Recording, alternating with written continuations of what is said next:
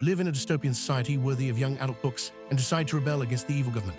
However, you are hindered by the fact that you are not a teenage girl, written by N.T. Laser.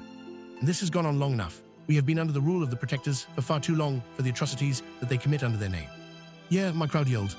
Can join ranks, we can create our own new society, it will be built humanely. Another affirmation from the crowd. Now who's with me? Explosive cheers from all that gathered. Barn was overflowing with supporters, and they all looked up to me on the scaffolding, holding our super secret sign up to each other in solidarity of our ideals and our support. Let's move, I roared. Jumped down the ladder and marched my way out of the barn, screams, roars, and applause flooding my the world behind me.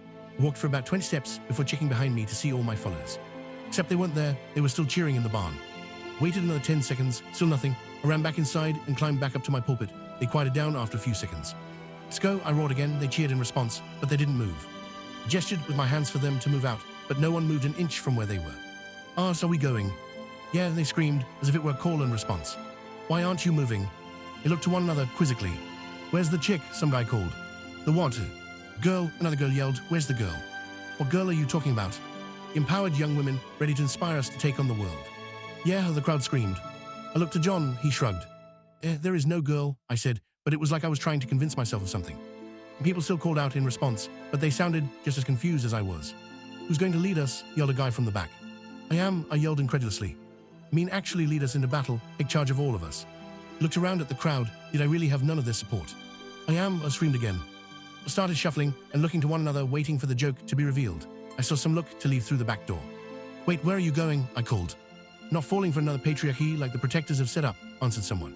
Been following men for far too long. I think it would be nice to find a woman of color to follow behind, yelled someone else. Everyone started making their way outside. What about the Protectors? What about a new humane government? Do you really want to continue living under our conditions? I called desperately. It just doesn't sound right coming out of your mouth. A girl in the front shrugged. Give it time and a teenage girl will soon say the same. Be patient, your revolution will happen, someone said, sounding genuinely sympathetic. Waited as every person who we'd taken years in gathering made their way out of the barn and back in the arms of an oppressive regime, not even taking a second to consider my points. I was at a loss. John climbed up the scaffolding to join me. Where did I go wrong? I breathed. Well, I've come to expect an image of their leaders, and you just didn't match, John said.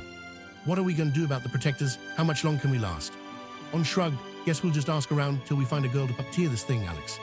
Looked out to the field as people began to leave my line of sight. Then it hit me. Alex can be a girl's name too.